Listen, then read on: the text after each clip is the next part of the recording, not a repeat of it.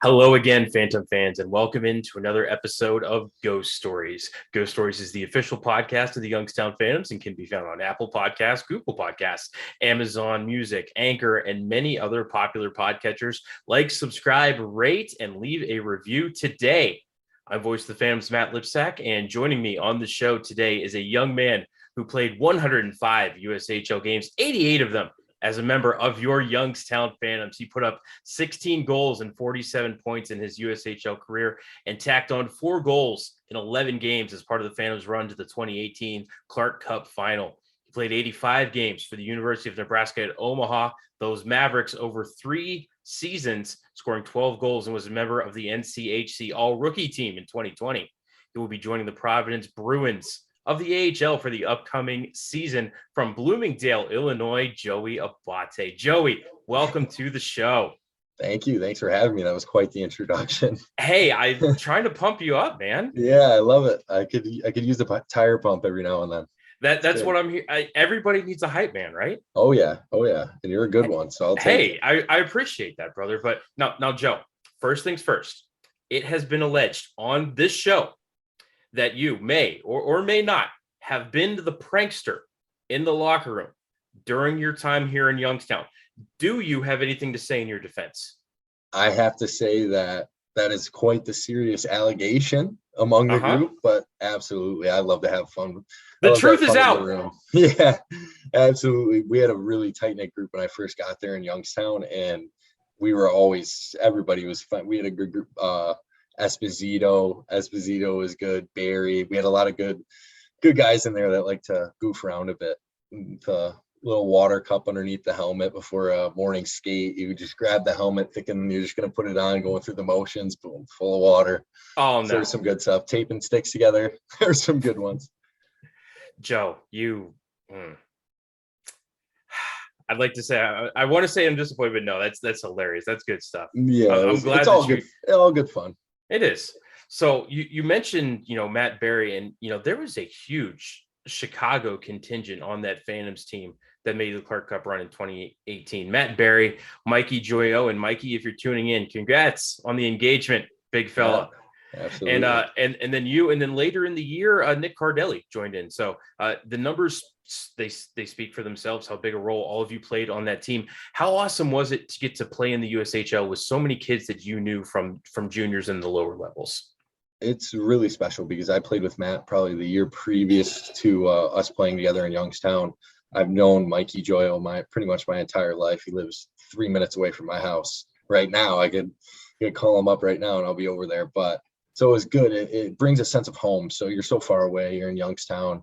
Even though I loved the Youngstown the whole time I was there, it's just you're not at home and you miss home.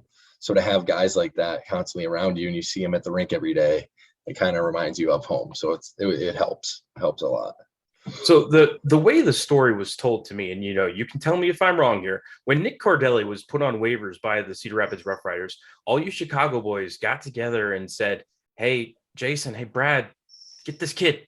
He's kind of good." Any truth to these rumors? Yeah, there's a little back and forth between the players and such because we just got done actually playing. We were at a trip over in Cedar Rapids. We just played when Nick Cardelli was on Cedar Rapids, and he had like 3 or 4 points against us in the 2 games. Had a really good weekend. It was good to see him.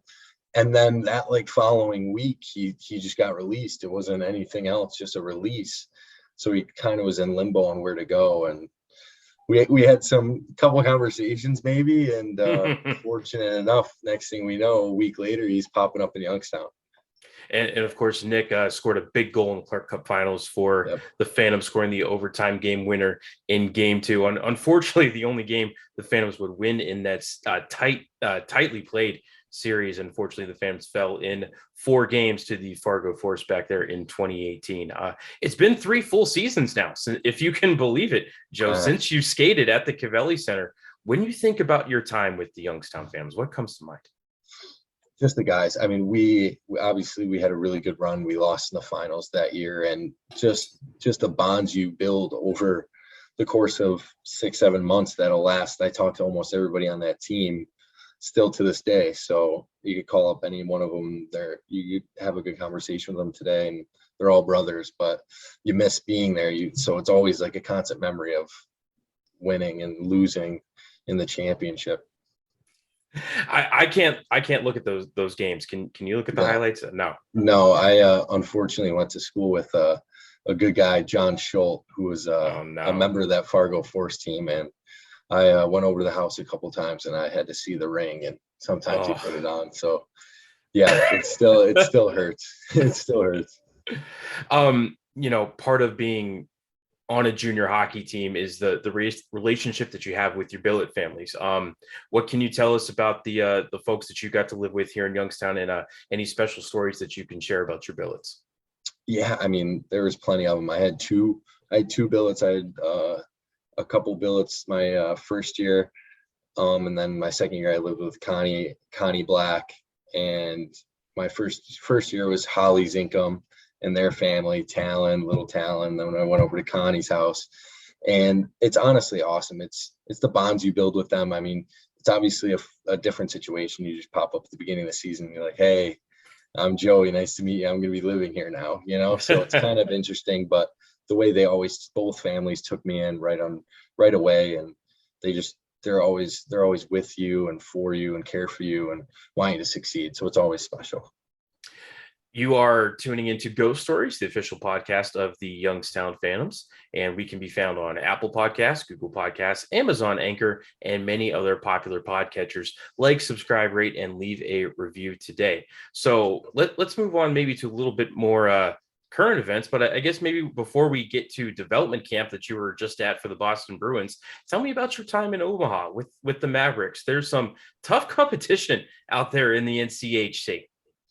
Yeah, absolutely. I think it's one of the best leagues in college hockey. Obviously, a lot of good teams and a lot of good players play out of there. So every year, in season and in conference are just going to be some battles. It's almost like playoffs every weekend. All the teams are so tight. So I really enjoyed the 3 years I was there, and I thought it helped a lot. Yeah, I mean, this year's national champion Denver, you have North Dakota, just a gauntlet, like you said, every single weekend. Yeah, absolutely. I mean, they're the top of the teams. It's not a coincidence. Every time you look at the top 10, top 15 teams, every week when they update them, you got 5-6 NCHC teams all in the top 12. It's a battle. So obviously not just all about hockey out there. What were your studies like? Tell us about what you were majoring in. I was majoring in finance. Really liked the number side of it, and okay. Had a good start to that, so I liked it. So like I'm a communications guy, so numbers not my thing. So when I need a stats, I can give you a call. Absolutely. I don't know. I think you got the stats down. I follow you, so I see the stats. I'm trying. I'm maybe trying. I could help a little bit. I mean, maybe with the formulas, once it's all up here, then it's like a steel trap. It's all up there. Exactly. It's not going anywhere. Any favorite classes or classes you didn't like while you were out there walking around in Omaha? I mean, I really liked all my finance classes. Real estate was really intriguing to me. A lot of good classes. Anything where maybe I had to write some big papers, a couple English classes and stuff, I wasn't a big fan of. But no, like I said, even me as a communication guy, big papers. No, I know specifically. I remember one of my fifth year classes, we had to write like a total of 20 pages over 3 papers. Well, I think my total ended up being like 17 pages. I was like, that's good enough, right? Because they're high quality pages. I'm a smart kid. Yeah. At least that's what I like to tell myself anyway, right? Mm-hmm. Exactly. It's tough. So let's move on to current events. This past week, you were in Boston for Bruins Development Camp, and any familiar faces out there at all? Yeah, it was a great week, obviously in Boston. It was really nice to be there, but it was a little taste of Youngstown when I was there. I got to meet some Youngstown Phantoms that were the year after me, I believe, and then saw a couple familiar faces from when I played there. So it was really nice. So yeah, for those that don't know, attending Boston Bruins Development Camp this past week, Joey Abate, Georgi Merkulov, who you got to meet, Trevor Kuntar, who you played with, Mike Callahan, who you played with. I don't think Curtis Hall was there, but he's going to be on the Providence roster with you this coming season. And then Riley Duran also at development camp this past week, and you may be skating with Riley in Providence in the next year or so. So Youngstown reunion out there in Boston. What you and I were talking about this. How crazy is it to think that, over the next 2 or 3 seasons, we could see 5 or 6 players who used to be in Youngstown skating for the Providence Bruins or maybe even the Boston Bruins? Yeah, it's special. I mean, it just goes to show you what Youngstown brings, and it's a good mix of East Coast player. I think I'm the only Midwest player out of that bunch, I believe. So yeah, no, it was good to see all the guys and meet some of the guys that I didn't meet before, but we're teammates with Kuntar the year following. So it was really good. It's funny because you build such relationships with these guys, and then you go home after the season, and then some guys go to school and whatnot, but you all go home to your respective homes. For me, Kuntar was in New York and I was in Chicago. So then I went to school, and I haven't seen Kuntar in probably 3 years. That season, 5 years. Yeah, almost. I mean, 3, 4 years. So it was kind of crazy get to see him, and it's right back to where he started. Really picked it right up. Any pink shirts for Trevor over the weekend? No, but I did notice a theme that all the shirts were getting a little tighter on Kuntar. I think he's got to bump up a size. I mean, he's probably just spending too much time in the weight room over there on Chestnut Hill. Too many push-ups, I think. Trevor, take it easy, man. But no, the BC Eagles looking to bounce back after a rough season this year. Brand new head coach Jerry York has decided to hang it up. The legend Jerry York, we wish him the best in retirement. But any stories you can share about any of the Phantoms guys that you ran across from development camp? Nothing. There's just a couple of good dinners with the guys. I get to meet Georgie. That was a treat. I missed him. He was a year after me, so just getting to share some memories that Georgie had, Duran, just that same old camaraderie in the locker room. So it was good. We got to talk about the deep freeze. I believe it was the Youngstown Phantoms practice rink. Share some memories about that, playing sewer in the lobby and stuff. So it was good. It was really good. So can you tell what goes on at development camp? Obviously, there's some skill work. I saw, some cooking going on, a little bit of community service work. Tell us what all happened last week. It was really good. First couple of days were some tests, off ice and on ice tests that they physical training tests that they want to establish, and then following after that, you kind of just play hockey. It's really nice. You get on the ice probably 2 hours every day. You work hard, maybe get a lift in, and then from there you kind of just take the day by day, whatever they have scheduled for you, you do. Some days it was community service. Sometimes we got to row. We went out rowing on the Charles River. So that was pretty cool. Top golf, couple dinners. It was really a action filled week there. So it was really good. What would you say maybe the differences between what they were teaching you in the professional level and maybe what you were taught how to take care of yourself at the NCAA level? Yeah, absolutely. I think it was good.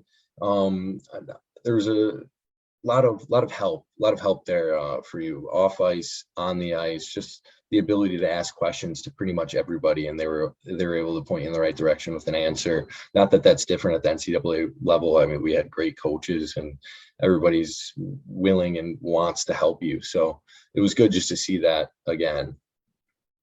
So you played the past 3 seasons at the University of Nebraska at Omaha. Easy enough for me to say. Deciding not to come back for your 4th year, going to Providence. What led to the decision to not only turn pro, 1, but 2? What led you to Providence? Personally, when I think of the Boston Bruins, that organization, I think skate through the guy in front of you. And for some reason, Joe, you're coming to mind. I don't know why that is. Yeah, I think the play style is it's going to fit pretty well. So I think that was one of the things that maybe I gravitated towards and they gravitated towards me. So and we saw fit, and I saw an opportunity and was given an opportunity, and sat down with my family and talked about it. We thought it was too good of an opportunity to pass up, so I pounced on it. Outstanding, brother. Well, I'm personally looking forward to seeing you in the black and gold. Hopefully, Thank you. the Bruins will make it to Cleveland this year, and all of we can get a big Youngstown contingent up there to cheer for you and Curtis and Georgie and Mike. I think I got all four that are going to be on the roster this year. I mean, and that's assuming Georgie doesn't make it to the NHL out of Bruins camp, because absolutely, Georgie, we both know he can fly out there, and he's got some kind of playmaking ability from a hockey standpoint. Absolutely, he's a special talent. Absolutely. So, Joey, I can't thank you enough for joining us here on Ghost Stories, man. It's been too long. We've been trying to get this set up for a couple of years now, and finally able to get it done. I can't thank you enough for joining me here on the show. Yeah, thank you for having me on. We've been back and forth quite some times, but I thought it was perfect. No better fit than after camp. We got some things to talk about, talking about Youngstown. It brought back to me all my old good buddies, so it was nice that we could do this. Thank you. So, forward for the Providence Bruins, Joey Abate. Joe, thank you again for tuning in, buddy. Yep, thank you. I'm Voice of the Phantoms, Matt Lipsack. We will catch you next time for another episode of Ghost Stories. Sound out. Fade to black.